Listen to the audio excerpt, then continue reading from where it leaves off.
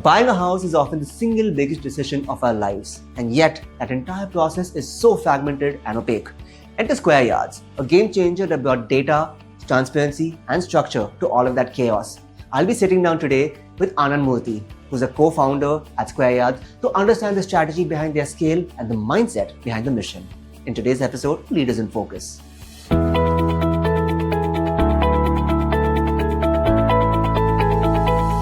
Hello viewers and welcome to another episode of Leaders in Focus. With me today is Anand Moorthy of Square Yards. Anand, thank you so much for being here with us. Thank you.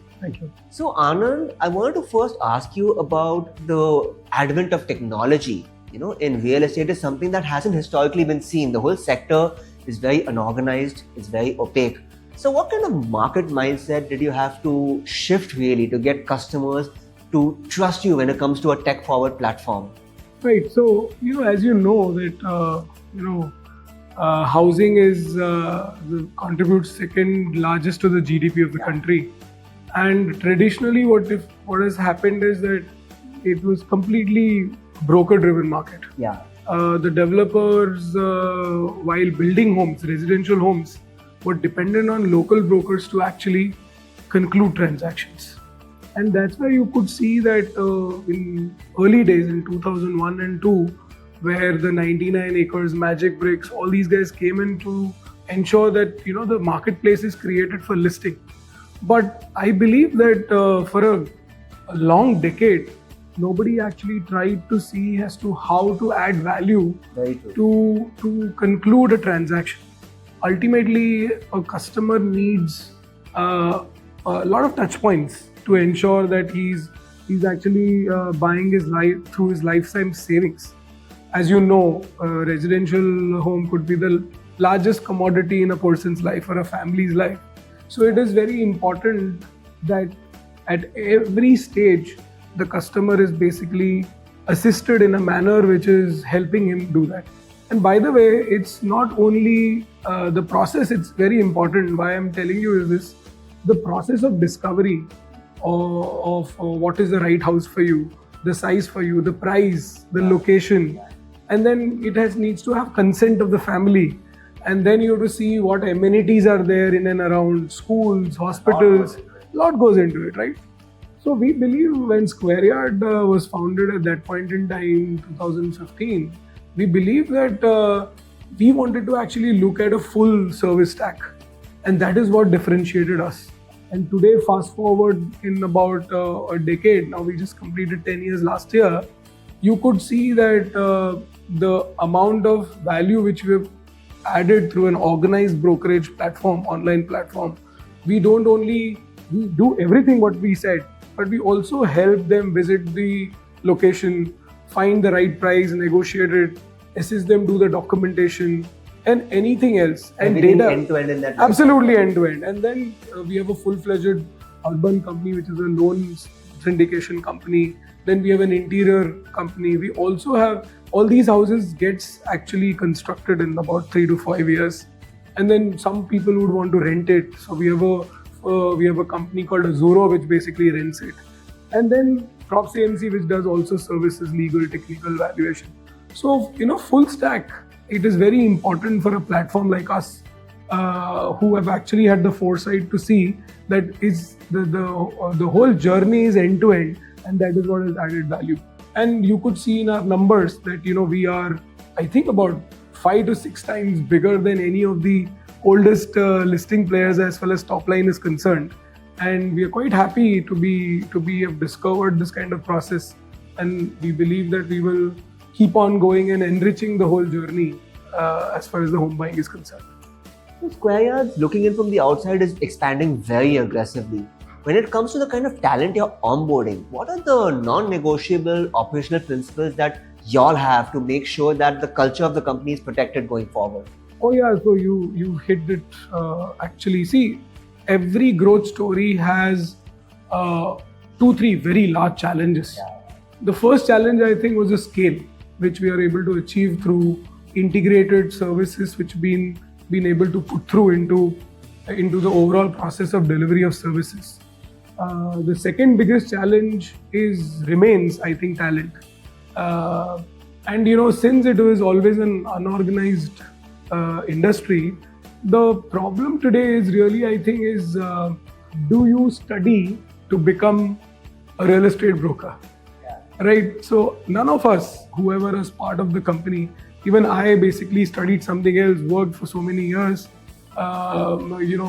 invested in real estate projects across, and many others in my company, including founders and everybody.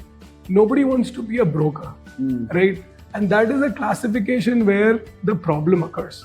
And that is why we believe that we are at a cusp of actually not discovering, but actually outlaying a sort of a journey, career journey for individuals who would want to join Square Yards to ensure that they are actually solving one of the most expensive problem in a person's life. So you're absolutely right. Talent acquisition and retaining them, and typically when we are, the company is driven by sales and profitability, because our major cost is human capital. So right now, I think we've achieved a scale. We need to get the mainstream good learned as well as experienced people within the fraternity. We could see that in one of our companies, Urban Money, which is our loan management platform, loan syndication platform, where we are able to garner leads from many existing banks, many existing NBFCs, senior as well as juniors actually coming and joining. Because there what has happened is that market is fairly matured in terms of how you give loans. The banks basically do the processes, risk assessments, and many others are already given, because here in the loan process the money is given to you. Right here you're actually putting your own money.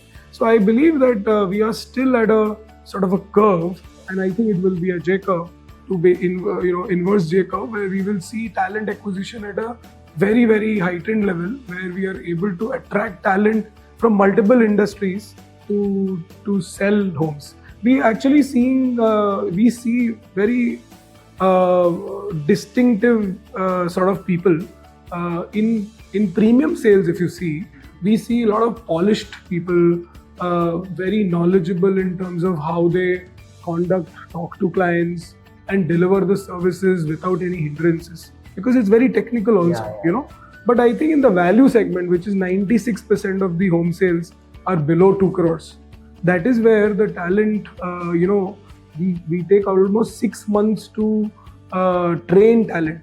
But again, for them to perform and actually make it a career, it's still a long haul. So I think that is one of the biggest challenges which we foresee. And if we achieve that, I'll tell you that further scales will not be a problem. So the role of a co-founder can often be very, very unforgiving. It can be very, very thankless. What are the kind of rituals or the hobbies or the leisurely activities that you have to ensure that you don't burn out? Oh yeah, I mean, I'm actually very, very happy. Before talking about myself, I think you must know Square Yard is one of the very few companies which actually takes sports very, very serious. Okay. Like religion, right? So our offsites typically are something where you check into an hotel and you start your games and competition and 7 p.m. in the evening, and it goes till 4 a.m. because it's so hot that you will not able to actually. There is football, cricket, badminton, all sort of games. There are many leagues going on. Many things going on, and then there are again teams within the city which compete with each other for actually qualifying for that, blah blah blah. But having said that, personally, I am a tennis player. Actually, I was a pro tennis player. All my life, I've played nationals. I was under 14 Rajasthan state champ.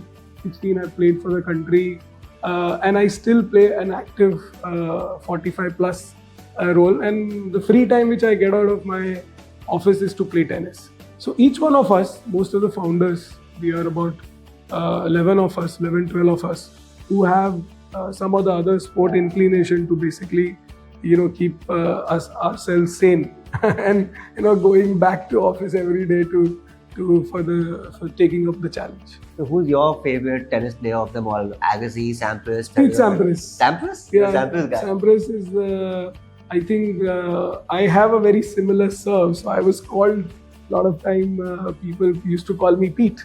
And not because of that, but generally I love his kind of playing. his sense of anticipation and his kind of His net coverage was fantastic. net coverage was fantastic, and he was one of the most silent players, right?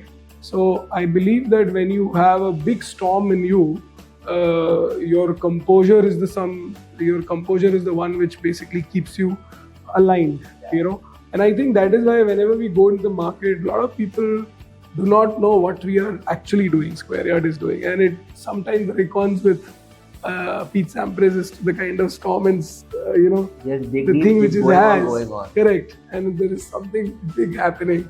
So I'm happy to be actually part of the overall founding team as far as Square Yard is concerned. And before I let you go, Anand, just one last quick question. If you had this hypothetical time machine close at hand and you could go back to day one of being a co-founder at Square Yards, what advice would you give yourself? I think it is you have to work every day relentlessly without actually thinking as to how much you're earning, how will you spend.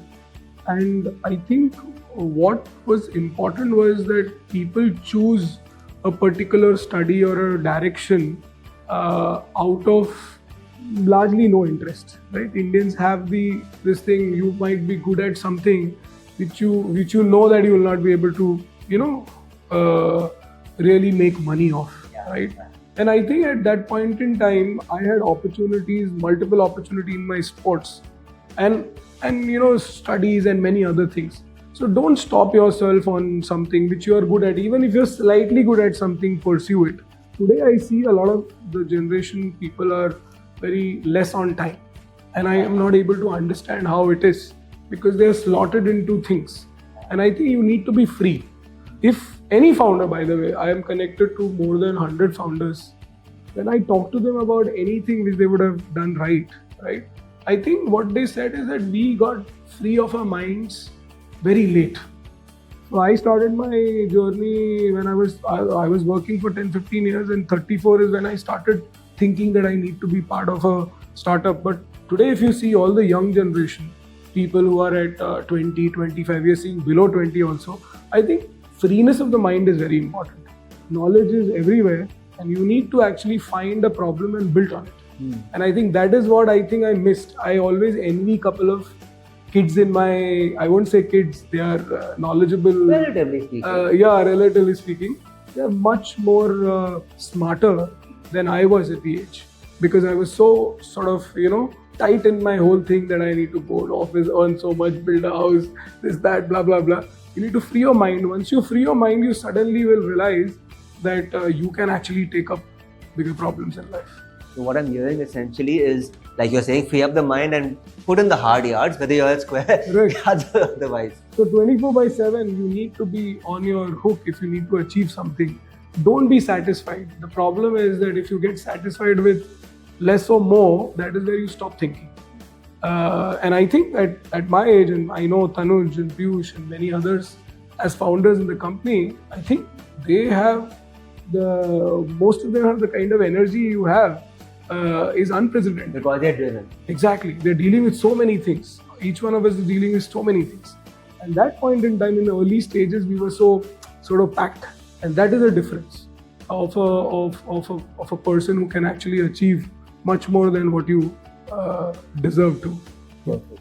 Anand, thanks so much for being here with us on this episode of Leaders in Focus. It was lovely chatting. Thank you so much. Anand Moorthy's story is ample evidence that succeeding in upending a legacy sector calls for a lot more than just high tech. It calls for adaptability, it calls for grit, and perhaps most importantly, it calls for empathy. I hope that those are the lessons I can leave you with after today's episode of Leaders in Focus. I hope you enjoyed watching, and I'll see you in the next one.